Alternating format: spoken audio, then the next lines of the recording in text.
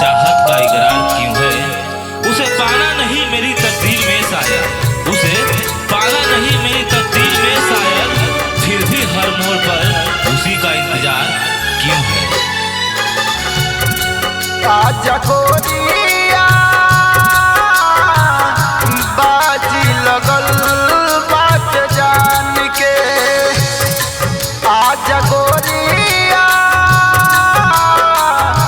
बाजी लगल बात जान के, तड़पत दिलई रोवेले अखिया पूरा कदाया रमान के, तड़पत दिलई रोवेले अखिया पूरा कदाया रमान के, आजा गोरिया बाजी लगल बाट जान के, आजा गोरिया बाजी लगल बाट जान के। चीज बेवफाई से बढ़कर क्या होगी, गमे हालात जुदाई से बढ़कर क्या होगी, जिसे देनी हो सजा उम्र भर के लिए, सजा इंतजार से बढ़कर क्या होगी।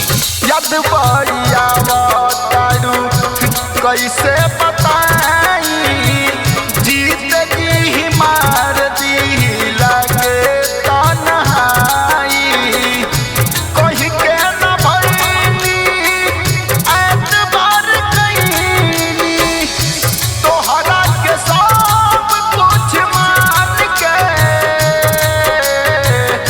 कहीं के न भइली एतबार कइली, तोहरा के सब कुछ मान के, आजा गोरिया बाजी लगल बाट जान के, आजा गोरिया